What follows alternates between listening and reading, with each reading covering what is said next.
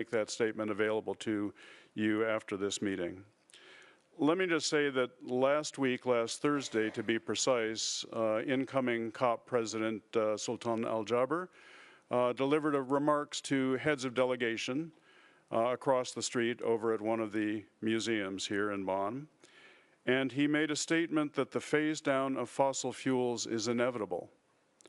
Now, to me, that represents an acknowledgement of the need to break the world's destructive addiction to fossil fuels. But as you've heard today, much more work remains to be done to land an agreement at Cop28 on a roadmap for a just and equitable reduction of fossil fuel production and use in a time frame that's consistent with the Paris 1.5 degrees Celsius goal.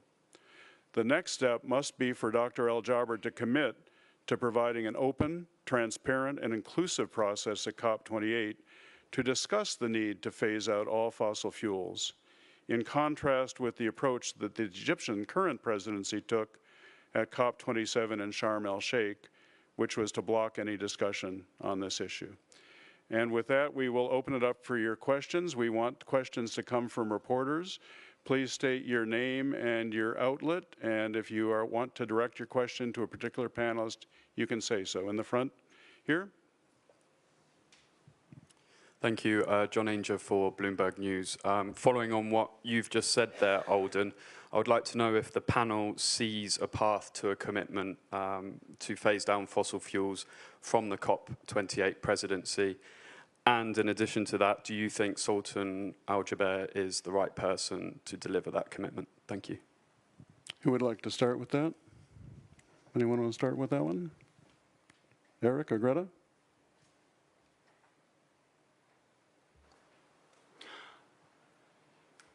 I think that to your second question on whether he is the right person, I think that ADNOC is on track to being one of the largest oil producers across the globe, exponentially increasing fossil fuel production. And that is not in line with the Paris Agreement. And to be able to limit a global temperature rise below 1.5 degrees, we need to stop all new oil and gas exploration. And he is not on track to do that. And it's a stab in the back for communities to see a fossil fuel CEO on top of the efforts to lead and on top of the efforts to fight the climate crisis at a time when the climate crisis is wreaking havoc on the lives of many. I think I do align with US and EU lawmakers in calling for his resignation from the role. Anyone else want to make a comment to John's question? Maybe on the pathway to get to where we need to be in COP28? I don't know, Sebastian or Tina, if you have thoughts on the process and what needs to happen between now and Dubai? Yeah, I think that I have been following this process for many years and from different perspectives. I think that we need to prove that we have a strong Paris Agreement and an inclusive discussion and an open debate. We need to find the right solutions, and we need to have everyone on board on this conversation. It's important to have a broader approach on the mitigation. We cannot find solutions only for the emissions management. That is not the full solution. We need to think on the whole value chain. We need to take care about production. We need to take care about consumption. We need to think about human behavior, and we also need to take care about emissions. But we need to have all of those options, all of those visions over the table.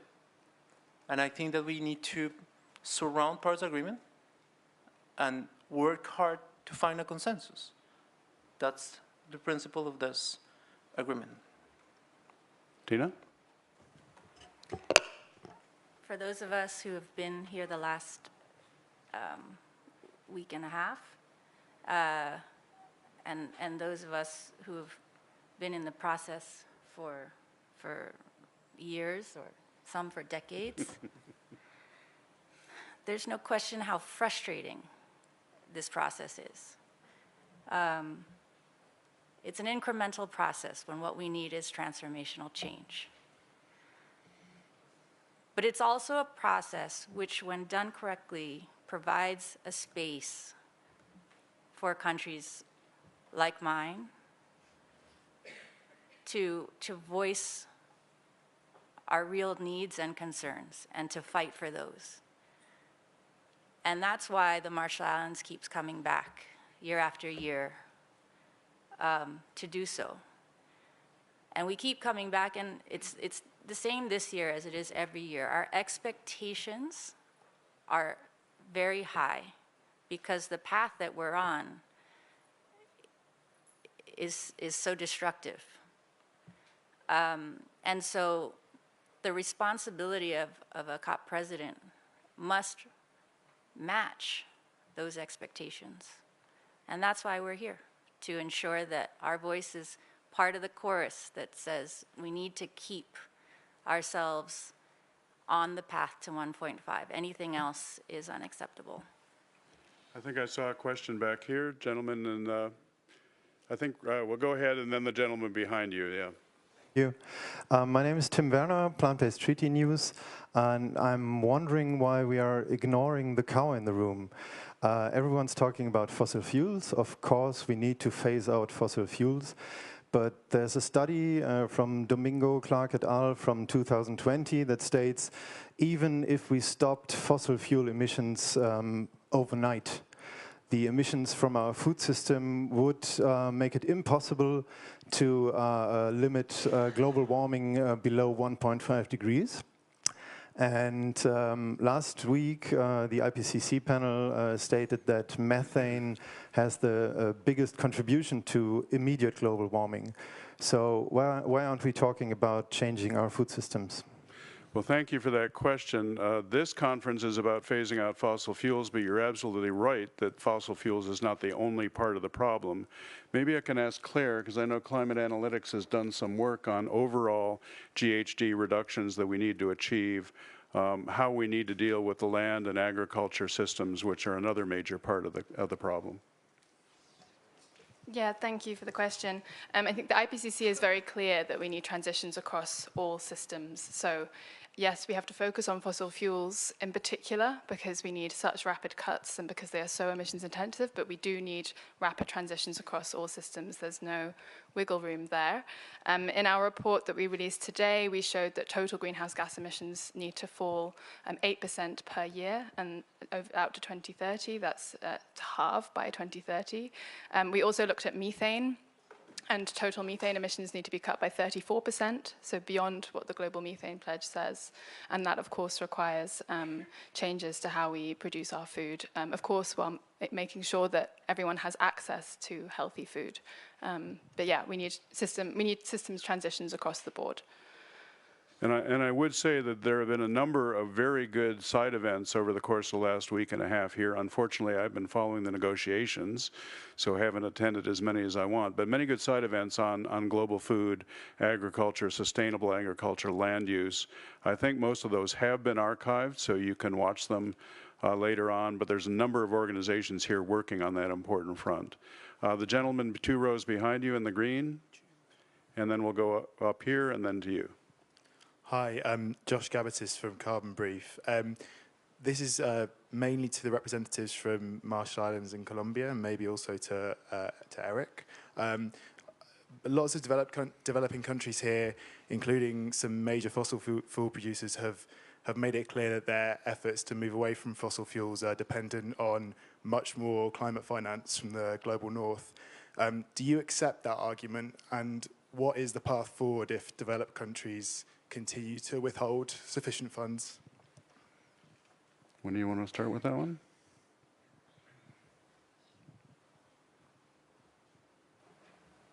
The gaps are clear across the system.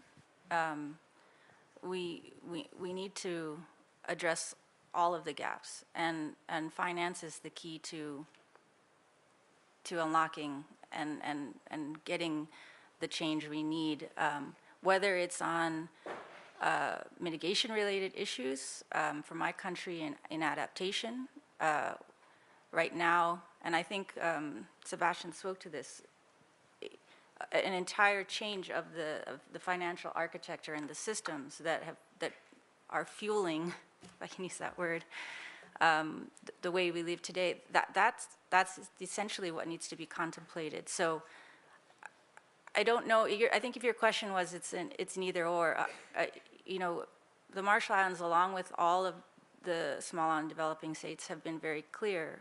We need the financing. We need the financing to implement, but we also need the ambition, and these two go together. It's an ambition and implementation. So we need both, and we need everyone to do it, but certainly we need those who have the most emissions and the most impacts, the major emitters.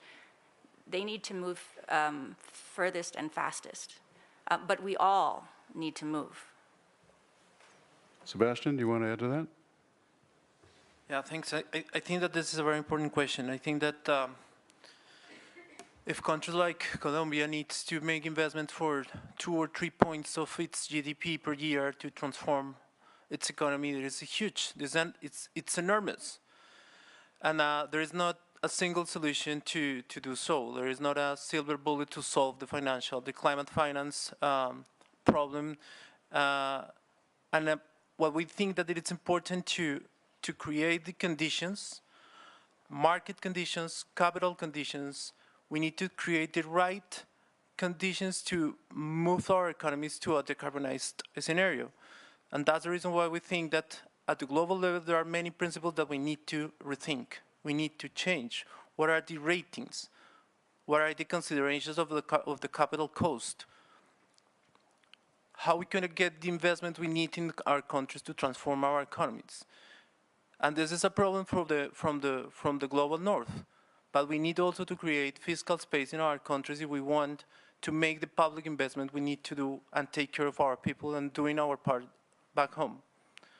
So we have been talking a lot about innovative financial solutions, different approaches. We cannot continue thinking in the same approach, thinking in loans, thinking in expensive capital to make investment. There is not a solution there. We need to find the right solutions to create fiscal space. We need to create the right solutions to reduce the cost of capital and create the right market conditions to make the investment we need in our economy. So that's a full systemic change. There is a mosaic of solutions. There is not a single solution to solve this approach, and we need to be clear on what kind of climate finance we need. So that's the reason why metrics are important. How much do we need to do what? Is that private? Is that public? We need to be transparent on the needs we have. And we need to talk all the language of investors, private investors, public investors. We need to create the conditions to transform this economy, our economies, and we need to go deeper on this. So, and this is part also of the negotiations on climate finance this week. Thank you. And Eric, your name was mentioned. Do you want to make a comment on climate finance? Yeah. I think your question is actually true across so many areas, including adaptation, climate finance, and of course the just transition to renewable energy, that it is dependent on financial flows from the global north. And so far, there is a commitment of $100 billion by 2020 to support global south countries in terms of climate finance, but this finance has not been met. In fact, if anything, it is not climate justice in the sense that a huge percentage of it, around 80%, has been given in form of debt, meaning that global south countries have to pay back to global north countries for a crisis they had the least role in causing. And that is why climate justice is debt justice. We need fair forms of finance to global south countries to support the just transition, to support adaptation, and even loss and damage. And so far where the money is that governments are giving a lot of money towards fossil fuel subsidies and funding the fossil fuel industry, meaning that that means that you're funding more loss and damage.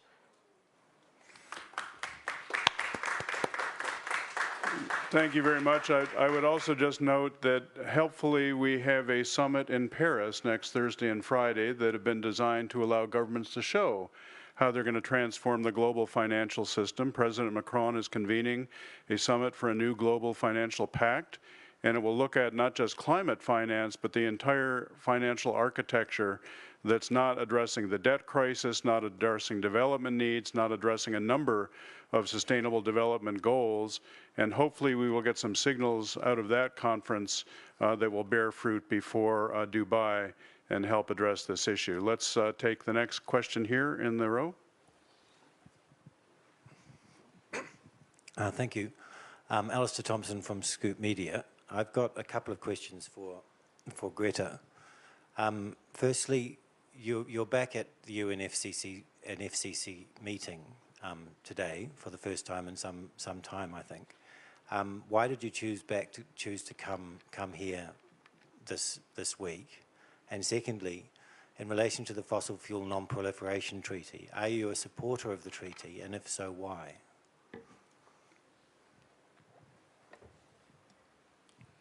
I chose to go here simply because I could, and I think that if we have a possibility to try to impact something, we should. It's just as simple as that. These conferences are, of course, very difficult for young people, especially young people affected by the climate crisis from the global south. And of course, that needs to change because we can't pretend to be solving a crisis where we don't invite the people who are actually affected by the crisis. And of course, I'm very privileged in order to be here. Many of the activists in the climate movement haven't been given visas, or they have been having huge troubles with funding and accommodation and so on. So I'm very grateful to be able to be here, among many others, and I'm very aware of the fact that I am privileged to be here. And why I support the treaty is because I support everything that I think is moving us towards in the right direction. And right now, there won't be one silver bullet, one thing that solves everything. But if we put all our ideas forward, and if everyone pushes from every possible direction and angle, we will move in the right direction. And hopefully that will lead us somewhere better than we were before. Thank you very much. Question here in the back, and then we'll come up to you here. Matthew Carr from Kazi.org, a climate policy news site. Sorry to pick on you, Greta, but I've got two quick ones for you as well, just because you are such an important voice. A lot of the debate about fossil fuels is about scaling back, but environmental lobbyists don't seem to give the fossil fuel companies anywhere to go. By labelling carbon capture and carbon credits as fake solutions, isn't it true that you're actually standing in the way of the market reforms needed to solve the crisis? As Sebastian just mentioned, changing the market rules is absolutely essential because there's no way we're going to change global capitalism in such a quick order as 2050. And my second one, yesterday there was a fascinating press conference in Washington at the National Press Club about a 80-year cover-up by US officials and other people in the military-industrial complex about electromagnetic technology that could have solved this crisis decades ago. And this is interestingly related to the crashes of alien or UAP, UFO type craft and recovery of it. Again, it seems wild, but it's true, and it's increasingly true that it's true. If there has been an 80-year cover-up, what would be your response?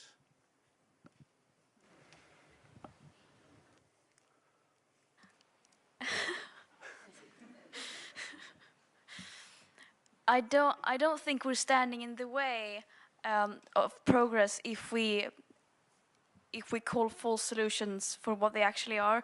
That we believe that we can replace immediate emissions cuts and phasing out fossil fuels with carbon capture and storage and the things that the fossil fuel companies are lobbying for. If we believe that will solve it, we're just trying to solve the crisis with the same mentality that got us into it.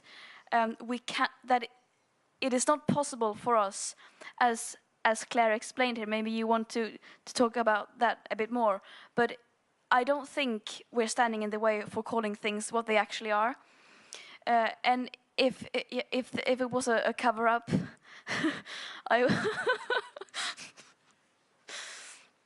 what my reaction would be, I think we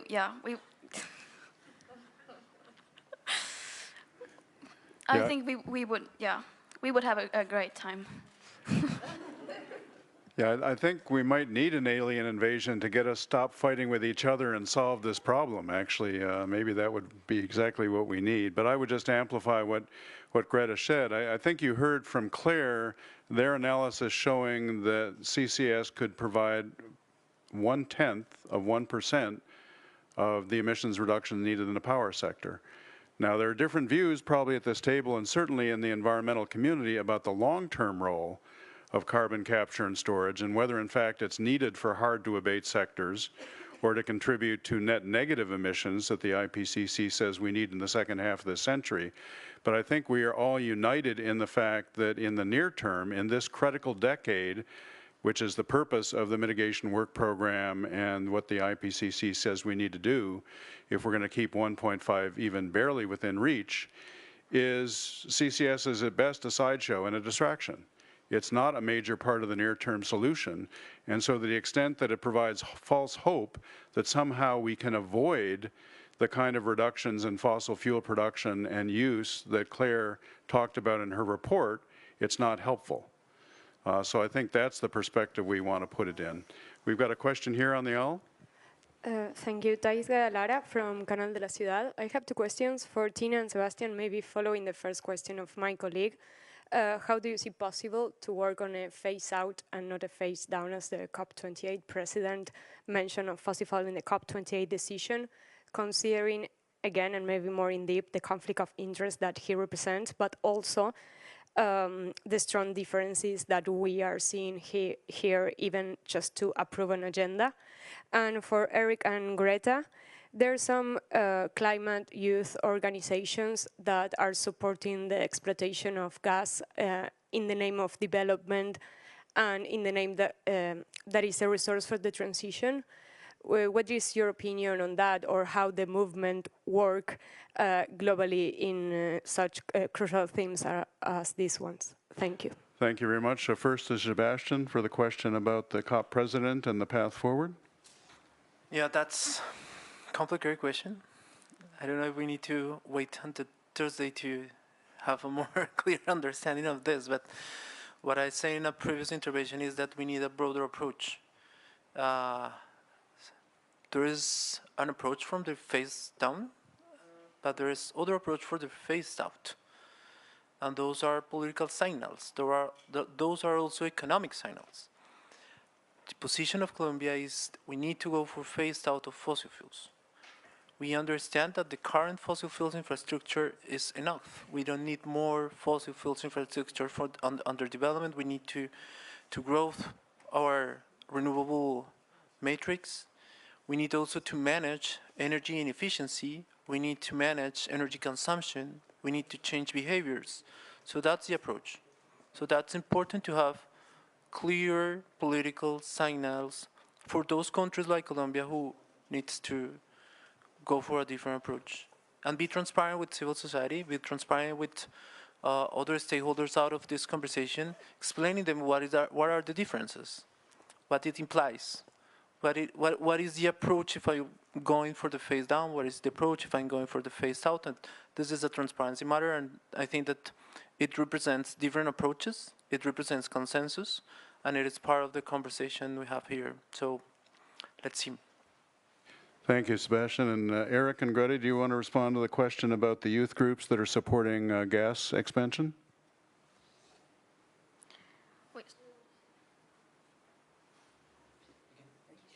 Do you want to answer the question about the youth groups that are apparently supporting increased production of fossil gas? Yeah, we keep coming back to the term like false solutions. Fossil gas is often being described as a transition fuel and something with lower emissions, when it is in fact further locking us into fossil fuel dependency. Gas is still a fossil fuel, and something that, if we want to avoid the worst consequences of the climate crisis, something that we cannot lock ourselves further into.